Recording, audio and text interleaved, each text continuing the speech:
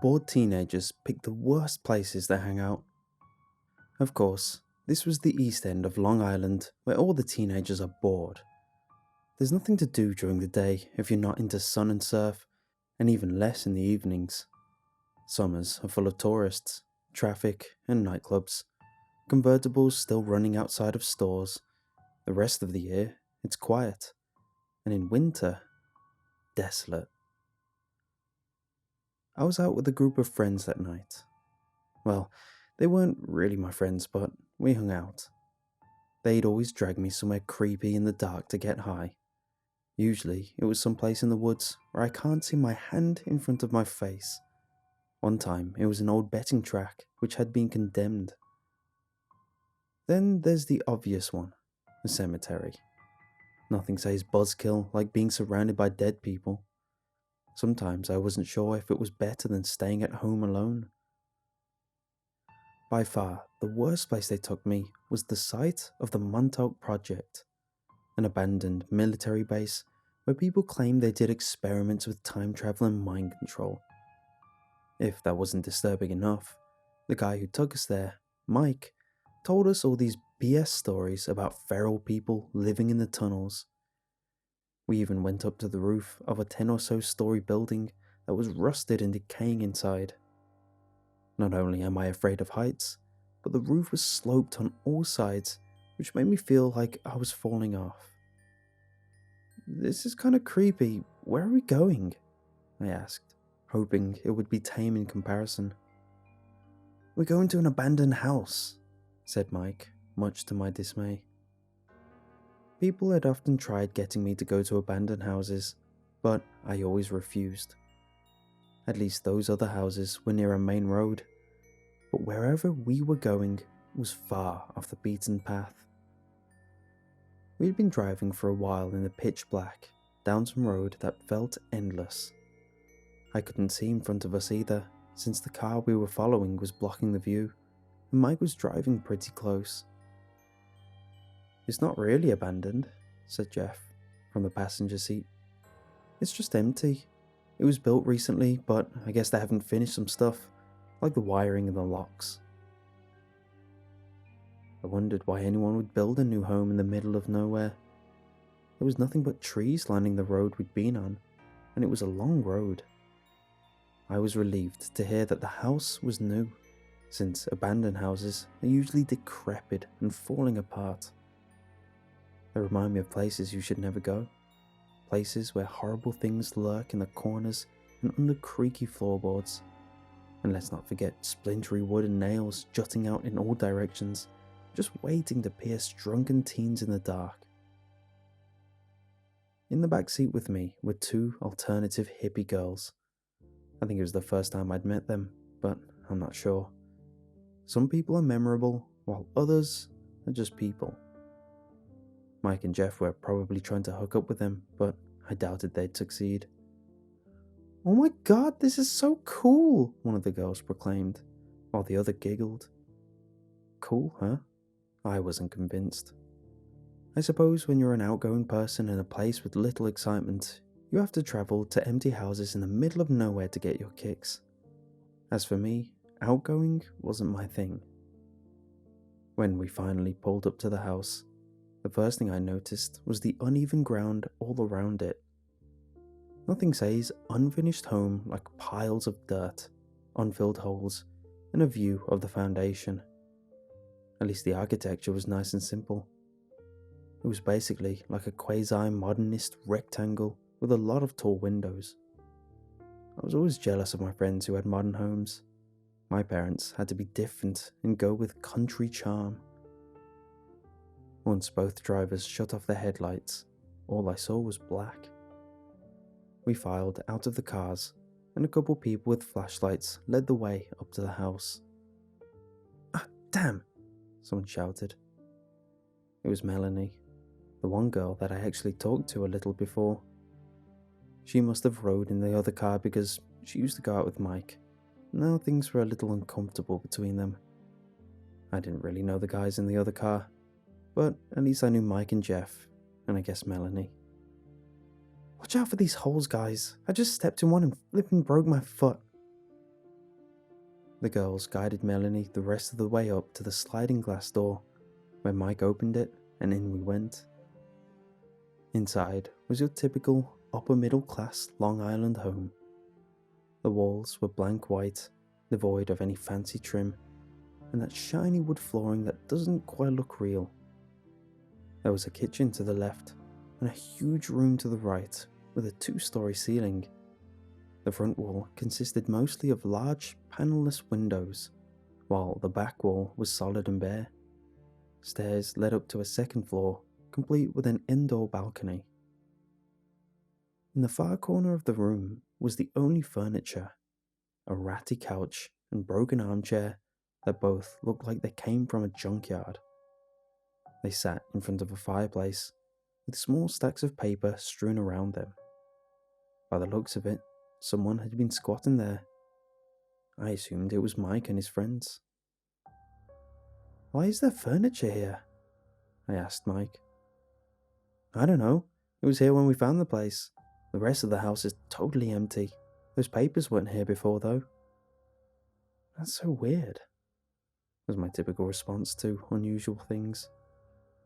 The last thing I wanted to find at that house was something unusual. Without the flashlights, it was too dark to see, and I hated being in unfamiliar places in the dark. At least our voices echoing through the house gave me a little bit of comfort. It felt like everyone was close by at all times. One of the guys I didn't know called us into the kitchen to smoke weed. We were using a really short pipe, and I ended up burning my nose with a lighter. We all burst into hysterics, which lifted a little bit of the tension I was feeling. I always seem to do something funny by mistake when hanging out in a group. Perhaps that is why this particular gang of misfits liked having me around. After we lit up, a few of the girls started exploring the house. Intimidated by the darkness, I decided to hang out by the fireplace where Jeff was making a fire. Not having a flashlight made me nervous, and the light from the fire was a fair substitute. I sat in the cruddy armchair, sipping a beer, as Jeff was checking out the papers. "What is all this stuff?" I asked.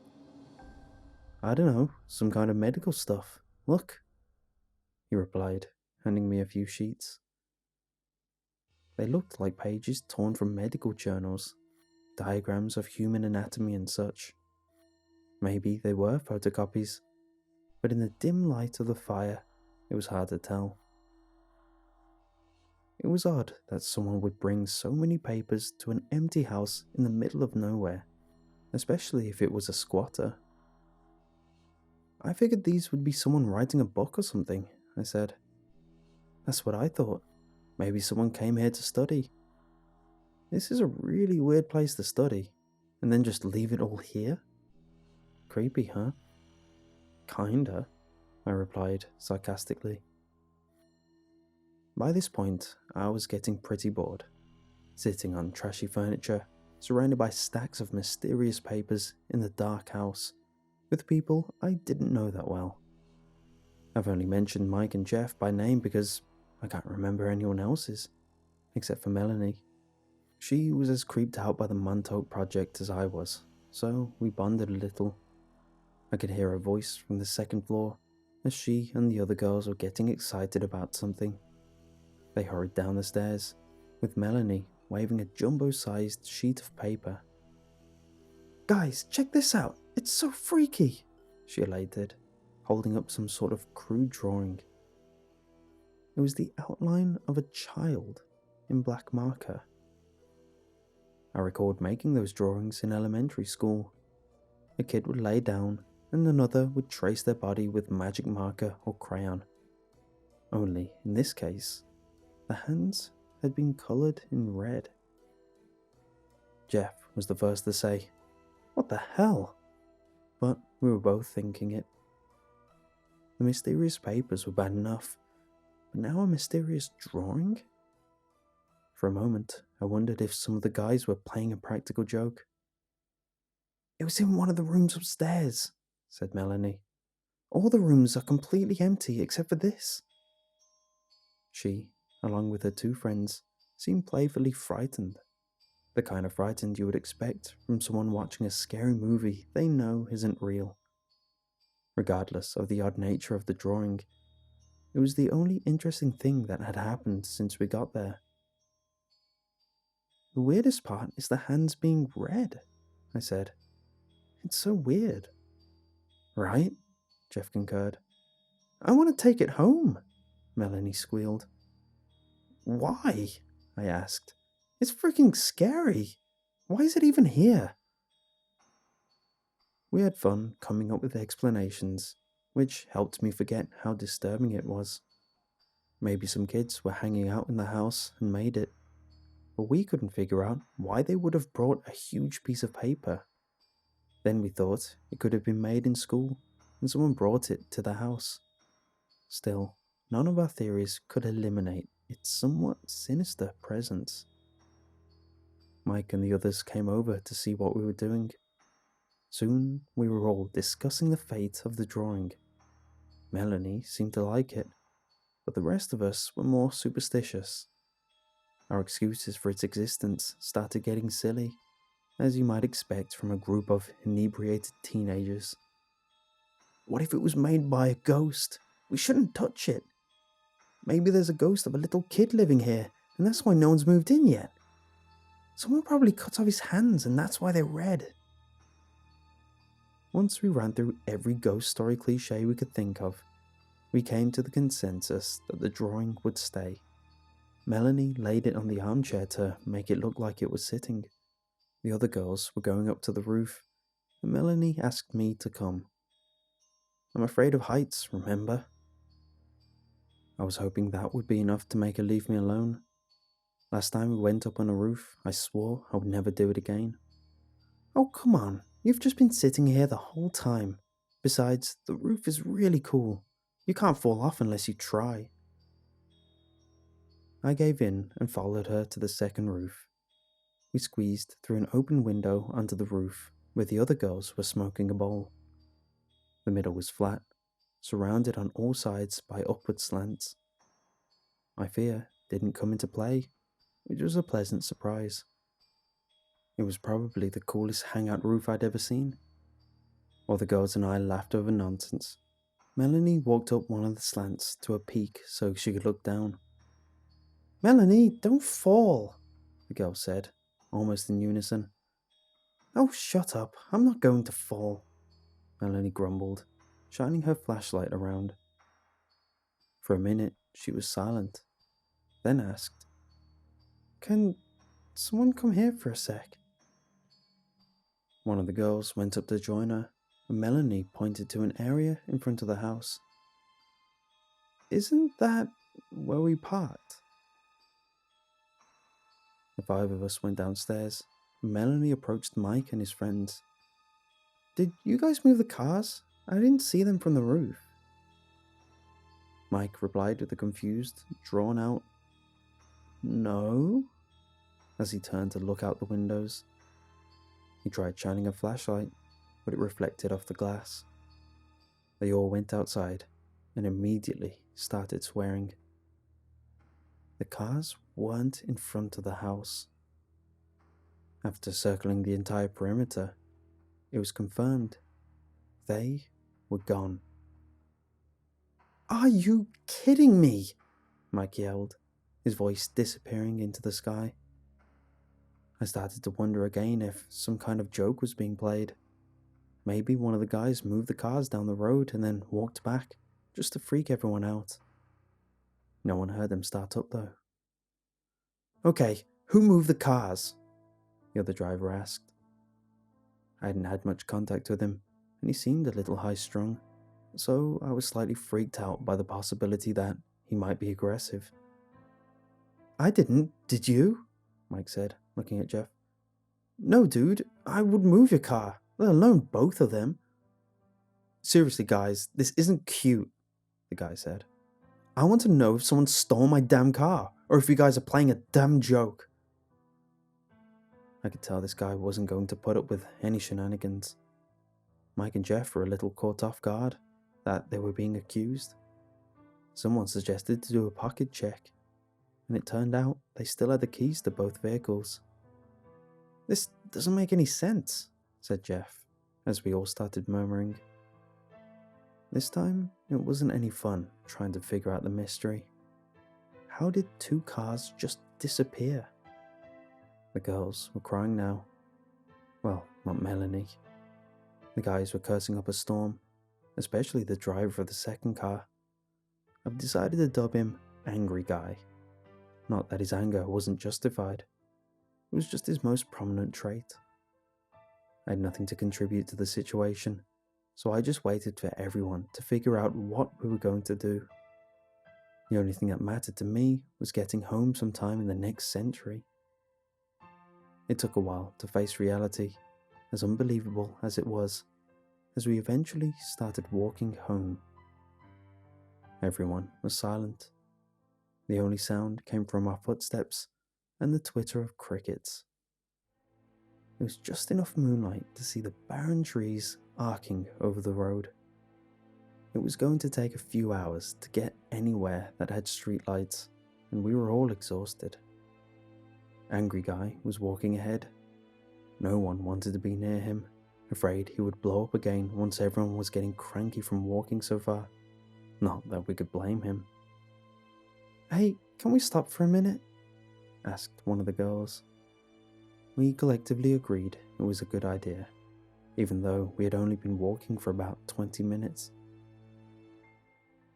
There was a sense of denial that we were still so far from home. Jeff packed a bowl and we passed it around. As everyone waited for their turn on the cipher, we talked about what to do when we got home. Jeff suggested going to the police, as if that wasn't obvious. Mike started spewing some crap about how he knew people who could track down the cars, like they were the A-team or something. Angry Guy didn't say anything. I just wanted to go home. "Did everyone get a hit?" Jeff asked, making sure no one got shafted.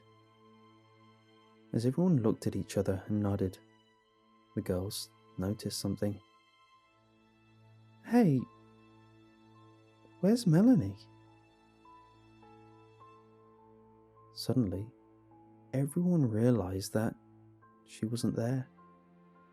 The flashlight holders scanned the area, but there was only trees and dirt road.